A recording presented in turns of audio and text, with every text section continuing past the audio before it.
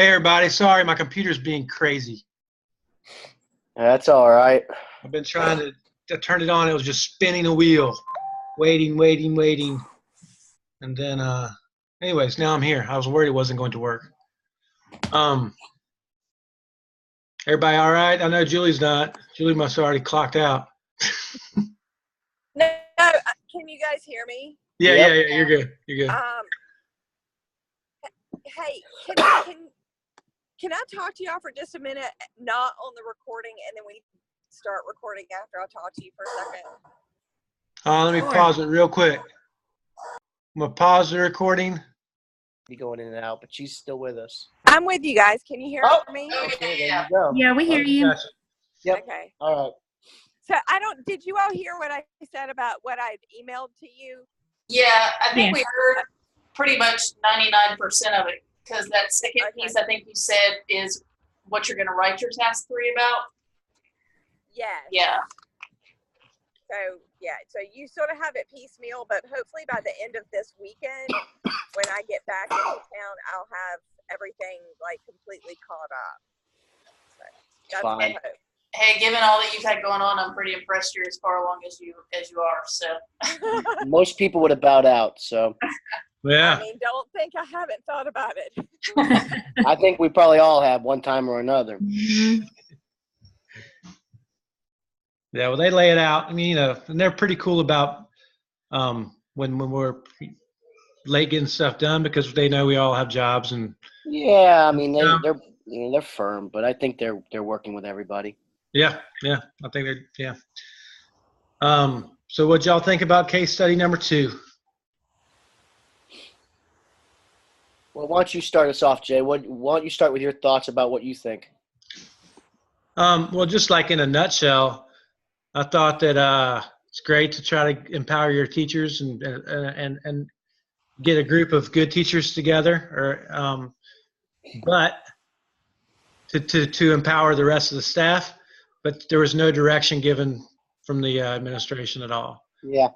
So Yeah.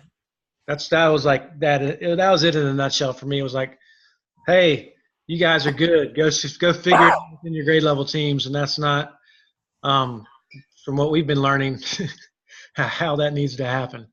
No. That's almost like, I don't know, leaving your kids alone at home and saying, hey, have a party, but don't get too crazy. Yeah.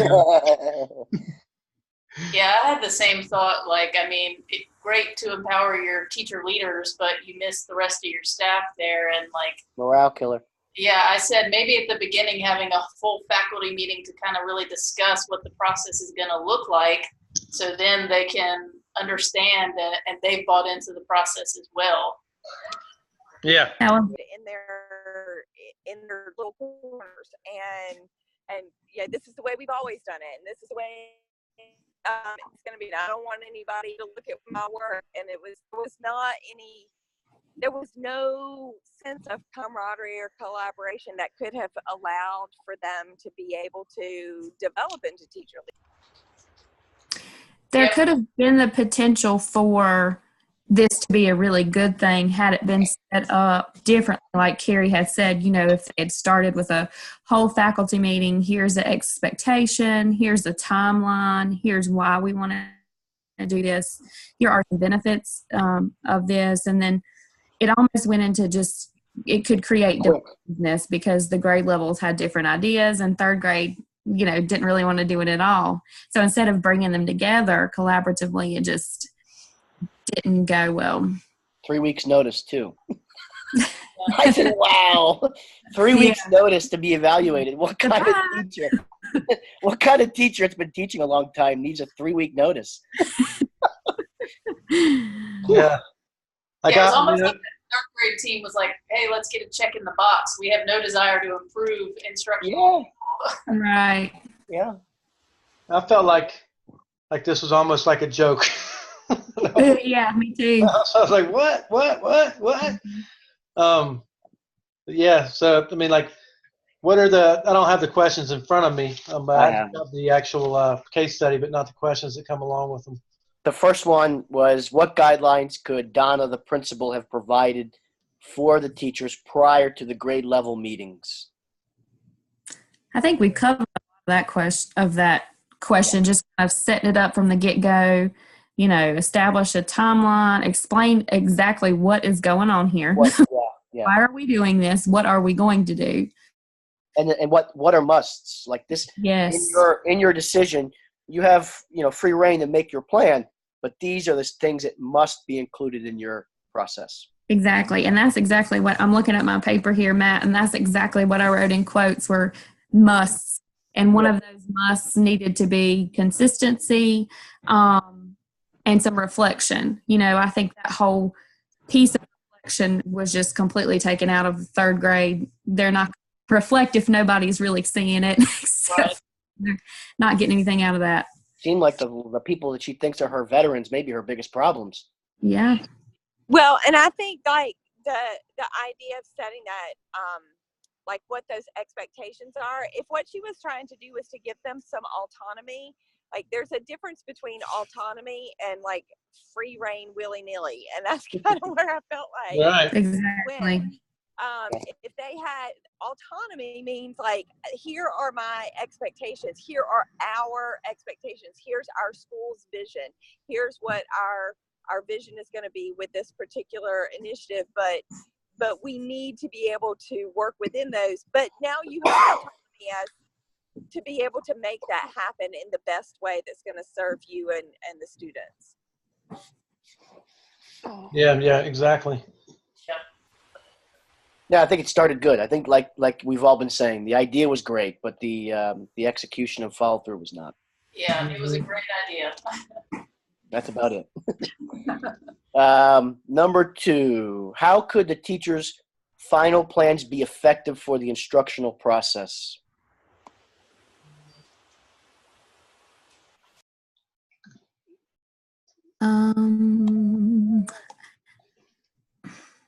If it had been carried out better, there could have been a lot of things that could have been taken away, like, ideas to take back to your classroom, changes in practice. But with the way that it was going, I just don't really see those things happening across the board. Right. Yeah, go ahead, Carrie. Go ahead. I was going to say, I absolutely agree with that. Well, she was trying to do an idea. Obviously, the superintendent thought her idea was good enough if she was willing to allow her to do this idea. Clearly, to try to change up what we all know is the typical, they come in, they look at you 30 minutes or maybe longer, a whole class period, and they give you the prototypical evaluation we've all been getting. So her idea of, hey, let me try to do something where they have more involvement in the process of being evaluated or being observed, if you will. Again, the idea was great, cut and dry, approach. But again, teachers observing teachers is, it's to provide feedback on what you observe, whether it be good or bad.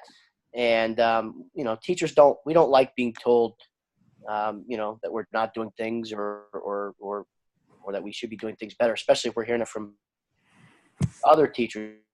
But we all need feedback. It doesn't matter if you've been teaching for 5 years or 25, we always need feedback. So the fact that her third grade group, which it seems to be is one of her more experienced groups, they immediately no, based on what I was reading. So again, without a structured system, it's hard to implement this. Agree. Yeah. Go ahead, Julie. This reminded me of when my district first started doing instructional rounds.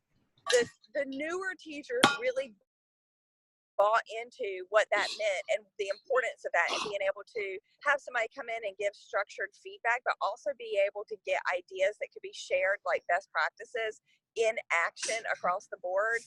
But the veteran teachers really gave a lot of pushback because they didn't want somebody coming into their classroom and maybe critiquing them as a peer, which is not really the process or the purpose. And B, they were like, I don't want somebody who's in my content area coming and looking at what I do, because there's going to be no purpose for that either way. So it just reminded me of that idea, like what you said, Matt, that the veteran teachers were the ones who seemed to be given the most pushback. And I experienced that myself in my own school. Yeah, I think we all have one time or another. I worked at a charter school. They used to call them quest visits.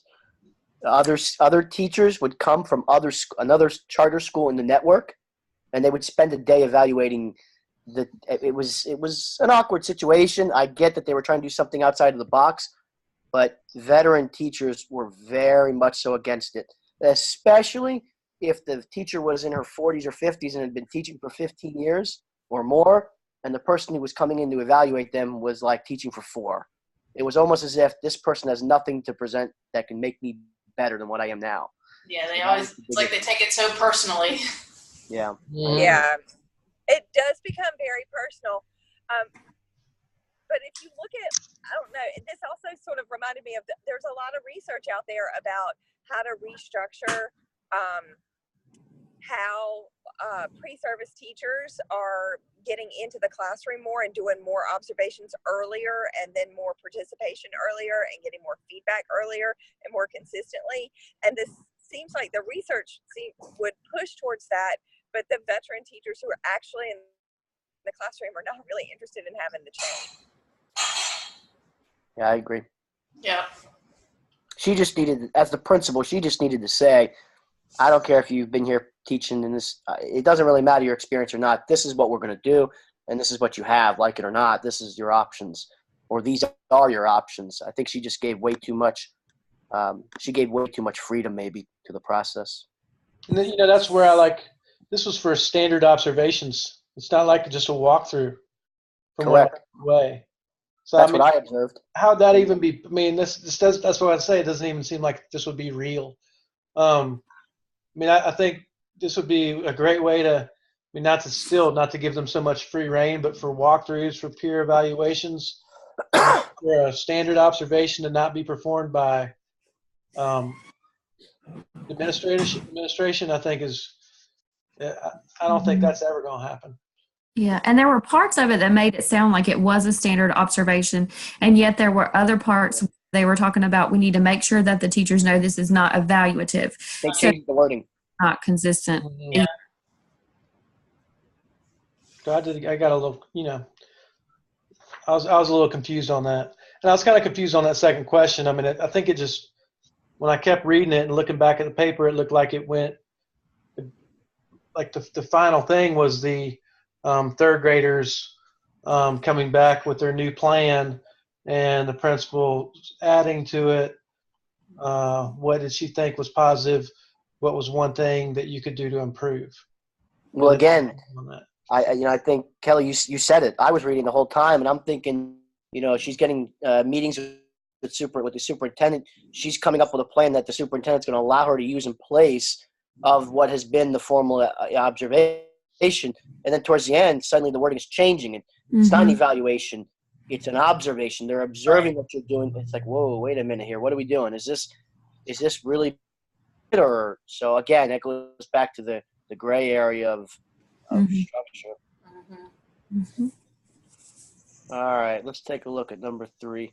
Number 3, how would the principal be able to evaluate whether the new observation format was working successfully for the students? I think that's pretty. The student growth. That's what I put. Growth in the classroom. The best way to evaluate anything like this is always to look at your lowest performing students that these teachers have and see are they improving? Are the assessments that the teacher's giving are the class averages improving? Are the students' grades improving? Again, look at the data. And it makes me think, from a standpoint of an administrator, doing this with my staff, even if I was looking at their data to see if the students are succeeding, it's like comparing apples and oranges, because if you've got third grade doing it one way, fourth grade's doing it another way, you're not getting accurate data.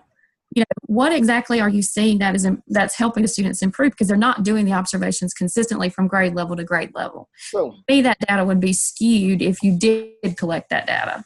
That's a very good point. Yeah, I didn't think about that. That's I didn't either. I like that. That's a great point. Very good. But that's because she's already an administrator. She knows. We would never do this in my building. No, I wouldn't do it in my building if that time ever comes for me. But, if they all were all doing separate things, you could look at. I mean, I know you could still look at growth and the kids that are scoring worse than others, and just see where they're growing. And let's say the third graders are doing worse than everybody. We know their way stinks. I mean, is that not true? You could. Yeah, I suppose you can look at it that way. I'm going to go with that's more qualitative than Yeah. quantitative. Yeah. Yeah, I'll go with that. Touche. I just think overall the model, again, as we've been repeating over and over again, the idea was good. The whole process and how it got laid out and followed through with it was nice. And I think it goes back again, if they would just have some standards for what there are, some guidelines or like a rubric. rubric, or it's like a guiding premise even, it would assist in making that a little bit more standardized. And you would think if she had this approved by the superintendent or worked with the superintendent, that would already be in place before it even made it to the school level. Right? Absolutely. Yeah. That Yeah. kind of goes back again to this seemed like a little bit out of sorts, but I mean, you never know. No, Some of these superintendents are not classroom teachers, so true. Yeah. you never know what the thought process is.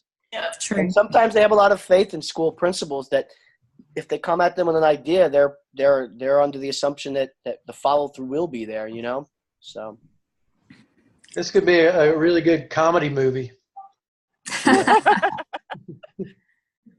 But Kelly, that was the best point I think we've had in any of our chats. That was excellent because not any part of my thought process was thinking that. So that's excellent.